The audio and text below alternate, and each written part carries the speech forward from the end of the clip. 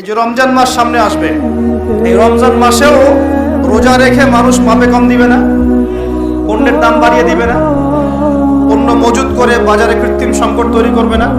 কিছু অসাধু ব্যবসায়ী তৈরি হবে রমজান মাস, তার অপেক্ষায় বসে আছে কখন রমজান আসবে দাম বাড়িয়ে দিবে, অপেক্ষা করে বসে আছে। আর আমি বিগত দুইটা লেকচারে বলেছি, কেউ কেউ বলতে পারে ভবিষ্যৎবাণী করছে, কিন্তু যারা বাস্তবতা বোঝে তারা বুঝবে এটা বাস্তব, ভবিষ্যৎ না, এটা বর্তমান। বর্তমানটা কি? আসন্ন রমজানে জিনিসপত্রের দাম দ্বিগুণ হয়ে যাবে, আরো বেশি হতে পারে।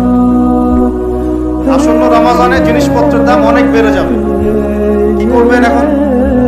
আপনি না হয় সামর্থ্যবান কিছু খেয়ে পরে বাঁচতে পারবেন, যার সামর্থ্য নেই সে কি করবে? কিভাবে আমরা চলবো তাহলে? সমাধান, আপনার যদি 5টা খেজুরে ইফতার করা হয়ে যায়, 10টা খেজুর খাওয়ার দরকার নাই, 5টা খেজুর দান করে দিবেন, পারা যাবে ইনশাল্লাহ। যদি আপনার একটা কাপড়, একটা ড্রেসে ঈদের পোশাক হয়ে যায়, আরেকটা কেনার দরকার নাই, ওইটা অন্য কাউকে দান করে দিবেন ইনশাল্লাহ, পারা যাবে। বাংলার মাটিতে প্রতি 5 জন মানুষের মধ্যে একজন হচ্ছে দারিদ্র সীমার নিচে বাস করে। আমাদের দেশে দারিদ্রের হার কত? কত পার্সেন্ট? কত পার্সেন্ট বলেন? 20%। কত পার্সেন্ট? এই করোনার সময়টা অনেক বেশি ছিল, আস্তে আস্তে আলহামদুলিল্লাহ কমতে কমতে এখন 20 আসছে। 20 মানে হচ্ছে প্রতি 5 জনে একজন স্বাভাবিক খাবার খেতে পারে না, প্রতি 5 জনে একজন 3 বেলা ভালো করে খেতে পারে না।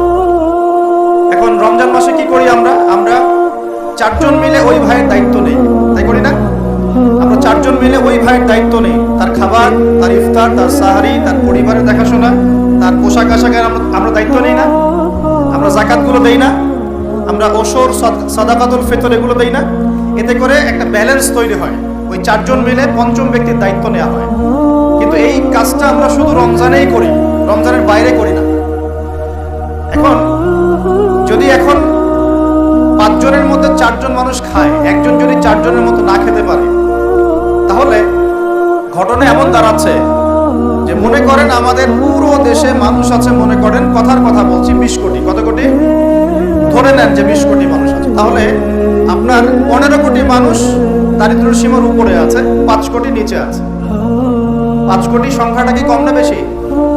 আচ্ছা, 15 কোটি মানুষ যে খাবার আমরা খাচ্ছি, এই খাবারের সাথে যদি আরো 5 কোটি মানুষকে আমরা খাওয়াতে চাই রমজান মাসে, তাহলে বাজারে যে খাদ্যদ্রব্য আছে এর উপরে চাহিদা বাড়বে না? বাড়বে না? বুঝতে পারছেন না? চাহিদা যখন বেড়ে যাবে, দামটা কি বাড়বে না কমবে? বেড়ে যাবে। এর উপর আবার আছে দুর্নীতি, এর উপরে আবার থাকবে ধনীরা যাকাত দিবে না অনেকেই, এর উপরে আবার থাকবে কালোবাজারি, এর উপরে আবার সিন্ডিকেট করবে, এর উপরে আবার মাপে কম দিবে।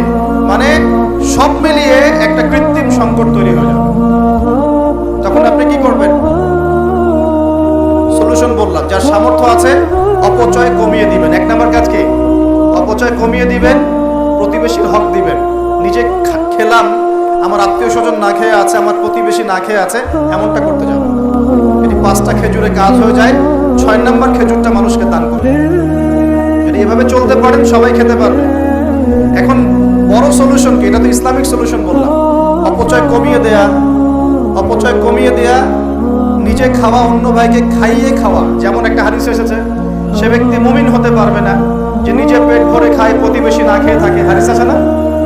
এই হাদিসগুলোর উপর আমল করলে সমাজে কোনো দারিদ্রতা থাকতো না।